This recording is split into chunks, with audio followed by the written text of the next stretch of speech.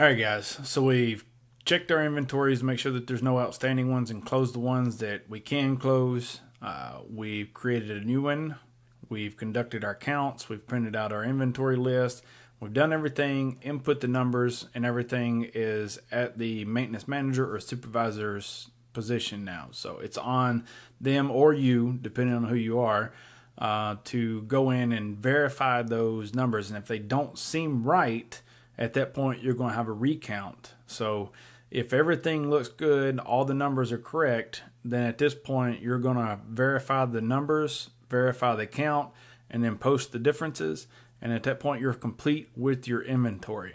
Now, if you see something that kind of doesn't look right, then you might want to have that recount done and then bring it back in and then do it again. So just make sure that the counts are right and you're verifying it. The problem is a lot of equipment gets consumed but doesn't get actively consumed within the system. So when you do an inventory and you haven't done proper management of your parts and stuff like that, it can come back and negatively impact you. So just make sure that that's the important part of issuing those parts out to those work orders when they come in, or issuing those parts to whoever gets them, so that it doesn't come back on you. So we'll go ahead and get on the computer and I'll walk you through the process. But first, thanks for watching. If this is your first time, please consider subscribing, joining the team, joining the community.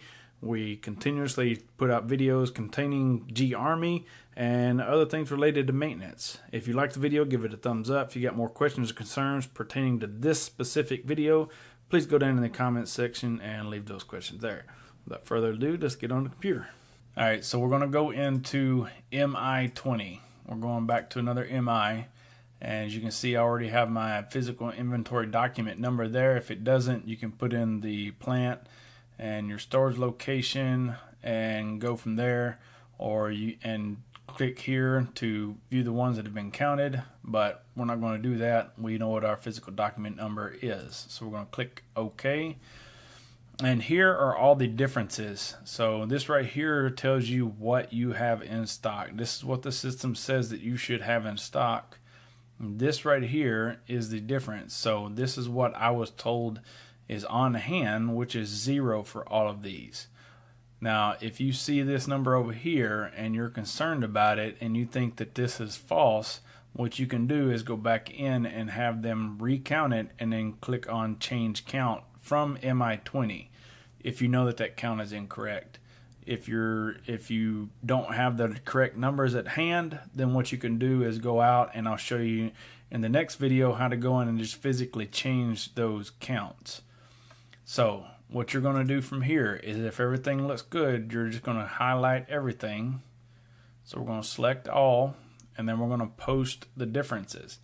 Now, depending on what you have in this list as far as parts, you might get a lot of indicators, notifications saying, hey, you might want to look at this, you might want to look at that. So just be prepared. Another thing to look for is things like this. So these right here are ratchet straps. So this is something that was ordered for supply and more than likely was an offline transaction or an initial issue, manual reservation, however you want to put it, and they just didn't consume these parts. So that is why this count is off and it looks bad. But this is a case where you want to pay attention to these numbers to make sure that something is not right, and then you're going to go back in.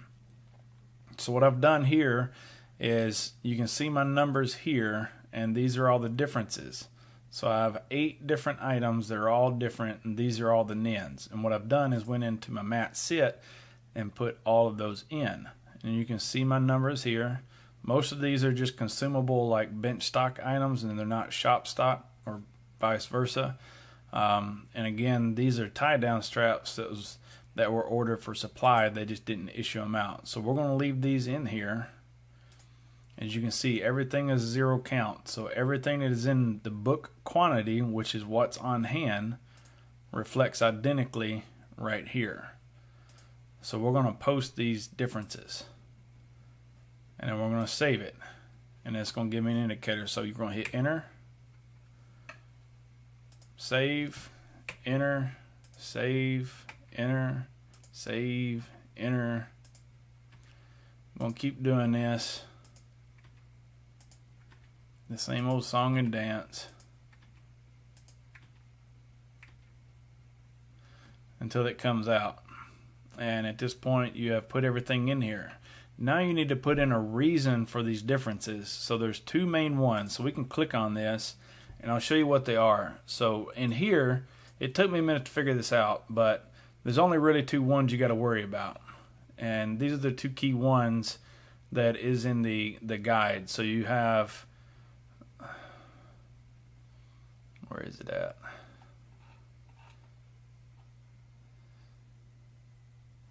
My numbers won't keep up with me. So we're going to close this out and I'll show you what it is. So 370 and 344. So these right here are the two key ones. So what we're going to do is we'll see if we can find it here.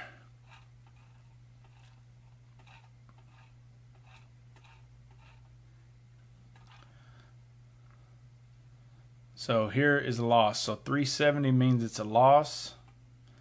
And let me see if I can find a 344 right there. Maintenance inventory gain. So those are the only two that are going to work in here. I've tried all these other ones and none of them work. So whenever you go in here and you're going back in, it's always going to give you this. So just hit the space bar and it's going to give you all of the ones. You can see all the ones I tried, none of them work. So when I went and actually watched the transaction guide, it told me which ones to use. So just remember, this is loss and these are gains. So we're going to be in 370, hit enter. 370, hit enter. 370, hit enter. 370. I'm just going to keep doing this until you've hit all of them. And these are all losses, so it's automatically going to be 370. Hit enter. I'm going to hit enter again. And we have posted all of those. Now what we're going to do is you can see all of my numbers right here. When I refresh this, these will all disappear. And that is how you do an inventory. Now again, like I said, if you have discrepancies or maybe a concern about something that you're pretty sure that you've seen in your stock and it's not reflecting the count, or if the numbers just don't add up and that's a huge loss, then at that point you need to make sure that you go back and count them or have somebody go count them. My personal self, I would probably go verify that myself, and if it's not there, then it's not there. The concern with this is if they start seeing a trend of this stuff, especially if you're doing inventories regularly like you're supposed to, then at that point you're going to start having issues where they're going to want to do flippals and things like that, statement of charges, things of that nature. So that's why it's important for you to do the physical inventories every 6 months or more often. It's really not bad practice to do it more often. But if you're consuming the parts properly, managing your mat sit properly, this will not be an issue. So hopefully this helps you out, gives you another tool for your kit bag. And this is basically the final step to completing your physical inventory. Again, it all depends on whether you need to do an actual recount. And the next video will cover recount if you are going to make your clerk or somebody else go back in and redo that. Otherwise, you can do that from MI20 where I showed you there. So thank you for watching, guys, and I'll see you in the next video.